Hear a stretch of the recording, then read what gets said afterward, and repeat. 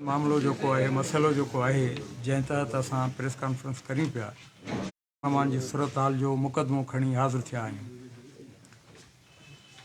दोस्तो, हर दौर में मीडिया जे ताक़तवर रोल खां केर बि इनकारी कोन्हे को, पर अॼु जे जदीद डिजिटल मीडिया जे दौर में अव्हां जी ज़िम्मेवारी हिक हंधि अहम आहे। जेका शहर में वॾे पैमाने ते लॾपराण, मंशियात, स्मगलिंग, जुआखाना, व्याजखोरी, भत्ताखोरी, मिलावट, इदारनि में अकरबा परवरी, गैस ऐं बिजली जी अज़तनाक लोड शेडिंग ऐं सभ खां वधीक त अमन अमान जी ख़राब तरीन सूरत हाल सबबु शहरी जान, माल ऐं इज़तुनि जे अदम तहफ़ुज़ जो शिकार आहिनि। दोस्तो, असां केतिरे अरसे खां इहा ॻाल्हि बार बार वरजाईंदा रहिया आहियूं त अपर सिंध जे 2 डिवीज़नुनि जे 5 ज़िलनि में हिकु मुतवाज़ी क्रिमिनल स्टेट क़ाइमु थियल आहे। उन्हनि ज़िलनि में रियासत जी रिट नाले का बि शइ ॾिसण में नथी अचे। उन्हनि ज़िलनि जूं अहम शाहराऊं, लिंक रोड त पहिरीं ॾोहारियुनि जे कब्ज़े हेठि हुआ, पर हाणे त ज़िले जा अहम शहर बि महफ़ूज़ न आहिनि। शहरी घरनि में महफ़ूज़ न आहिनि, वापारी ऐं दुकानदार मार्केटनि में महफ़ूज़ न आहिनि। हींअर त हर कलाक खां पोइ फुर, अगवा ऐं क़त्ल जा 2-3 वाक़ा रिपोर्ट थी रहिया आहिनि। हिकिड़े ॾींहं जी क्रिमिनल डायरी दर्जननि खां वधीक वाक़िअनि ते मुश्तमिल आहे। रुगो रमज़ान शरीफ़ जहिड़े बाबरकत महीने जे पहिरें हफ़्ते में क़त्ल, अगवा, कार चोरी, मोटरसाइकिल, मोबाइल फ़ोन ऐं रोक रक़म जी फुर, तशदुद ऐं हरासमेंट जूं दर्जने वारदातूं रिपोर्ट कयूं वयूं आहिनि, पर पुलिस कख भञी बीड़ो न कयो आहे। ताज़ो ठुल वेझो लेडीज़ टीचर्स खे यरगमाल बणाए अगवा करण जी कोशिशि ऐं हरासमेंट पूरी दुनिया जे ज़मीर खे झंझोड़े छॾियो आहे। जे ज़मीर आराम फरमाए रहियो आहे त असांजे रियासत जे इदारनि जो ज़मीर सुतल आहे। जेकॾहिं हींअर सां शहरियुनि पंहिंजी अखि न खोली ऐं कंहिं वॾी मज़ामती तहरीक खे बर्पा न कयो त जीअं ईद वेझो ईंदी वेंदी तीअं बदनमी में इज़ाफ़ो थींदो वेंदो ऐं अव्हां जूं ईदूं शाम ग़रीबा में तब्दील थी वेंदियूं।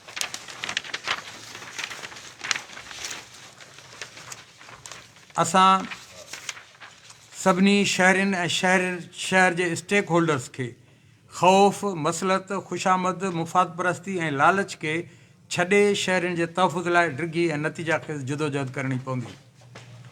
अहिड़ी सूरत हाल में असांजे चूंडियल नुमाइंदनि ऐं साहिब इक़्तिदार माण्हुनि जी सभ खां वधीक ज़िम्मेवारी बणिजे थी, पर असांजे ज़िले जे अवाम खे ॾोहारियुनि जे रहम करम ते छॾियो वियो आहे। पुलिस कमर्शियल थी वई आहे, जंहिंजी तरजीहात में शहरनि जी जान, माल ऐं इज़तुनि जो तहफ़ुज़ शामिल न आहे।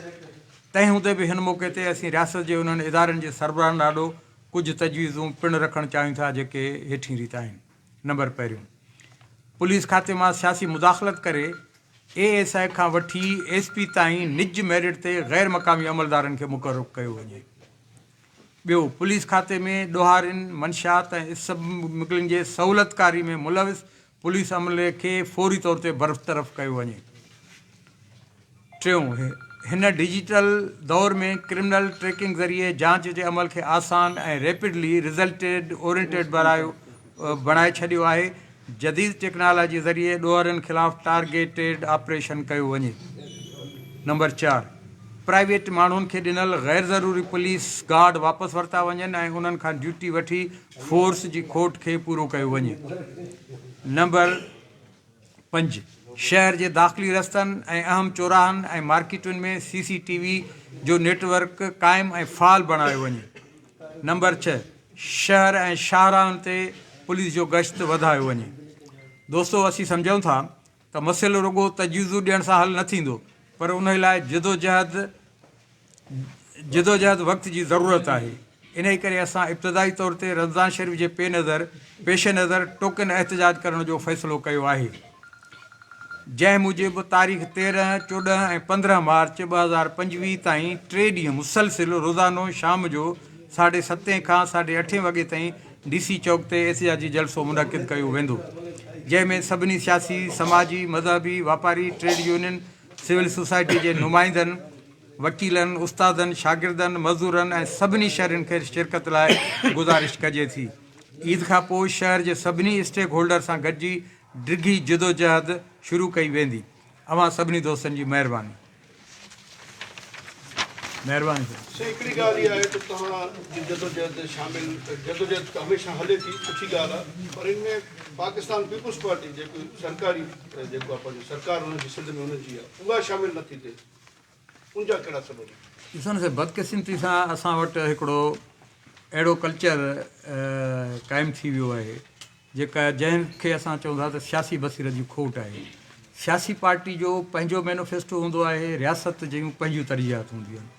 उन जे करे सियासी पार्टी जेकॾहिं सम्झे थी, का बि सियासी पार्टी भले हुनजी हुकूमत ई छो न हुजे, जेकॾहिं उन्हनि जी हुकूमत या रियासत में रुगो पार्टी न हूंदी आहे, ॿिया काफ़ी सारा एलिमेंट्स आहिनि, एडमिनिस्ट्रेशन आहे, पार्लियामेंट आहे ऐं कामराशाही आहे, जेकॾहिं उहे सही अवाम जी ख़िदमत नथा कनि त उन्हनि जो फ़र्ज़ु ठहे थो त हू रियासत जे ख़िलाफ़ु उथी बीहनि या उनखे बहितर कनि या उनजे ख़िलाफ़ु अवाम सां गॾिजी रहनि। नथा अचनि त उनजो जवाबु उहो बहितर ॾेई सघनि था। असां हिन फोरम ते उन्हनि खे अपील कंदासीं त तव्हां अचो ऐं इक़्तिदारी पार्टी आहियो, तव्हांजे आवाज़ खे इक़्तिदार में ॿुधो वेंदो।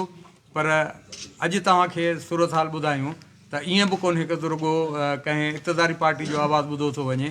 तव्हां गुज़िरियल 2-3 ॾींहंनि खां, बल्कि 2-3 महीननि खां ॾिसो था त कैनालनि जे मामलनि ते अवाम जंहिं तरीक़े सां उथी बीठो आहे, पूरी दुनिया में आवाज़ु जेकॾहिं ॿुधो वञे थो त अवाम जो आहे, कंहिं पार्टी जो कोन्हे को। जेकॾहिं उहे हिन मामले में न उथंदा त तारीख़ पंहिंजो फ़ैसिलो पाण कंदी। असां उन्हनि खे इहो ज़रूरु चवंदासीं त उन्हनि जी ज़िमेवारी थिए थी त हू असां सां अवाम सां गॾिजी बीहनि। न, शहरीताद बि गॾु आहे। बुनियादी तौर ते असुलु ॻाल्हि हीअ आहे त असां जेकबाबाद जे अंदरि जेके बि मुख़्तलिफ़ शहरी समाजी सियासी वापारी मज़हबी तंज़ीमूं आहिनि, उन्हनि जा मुख़्तलिफ़ इतिहाद आहिनि, को हिकिड़ो इतिहाद कोन्हे। ऐं इन में को शक कोन्हे त शहरी इतिहाद असांजो सभ खां वॾो हिकिड़ो प्लेटफॉर्म आहे, इतिहाद आहे। असां जेके बि दोस्त आहियूं शहरी इतिहाद जो हिसो बि आहियूं ऐं असांजी पंहिंजी हिकिड़ी जेका आहे उहा तंज़ीमूं बि आहिनि, पंहिंजा फोरम बि आहिनि, पंहिंजा इतिहाद बि आहिनि। उन जे करे हर इतिहाद, हर पार्टी, हर फोरम जेको आहे पंहिंजी जेकॾहिं का बि जदोजहद कंदो ऐं त असां सभई उनजी गॾिजी सपोर्ट कंदा आहियूं। जेकॾहिं मिसाल तौर ते त जमायत इस्लामी जेकॾहिं का कंदी, माज़ी में जीअं हींअर हुननि अमन अमान ते कयो त सभु उन्हनि सां गॾु हुआसीं। जमियतुलमा इस्लाम कंदी त असां हुन सां गॾु आहियूं। शहीद भुट्टो वारनि इन्हनि ते कयो आहे, असां गॾु आहियूं। क़ौम परस्तरियूं कनि थियूं त असां गॾु आहियूं। जेको बि शहरी चैम्बर ऑफ कॉमर्स कंदी त असां उन्हनि सां गॾु हूंदासीं। उन जे करे हीअ असांजो सभिनी जो हिकिड़ो गॾियल मसइलो आहे ऐं गॾियल जदोजहद आहे, का इनफ़रादी जदोजहद न आहे। महिरबानी सर।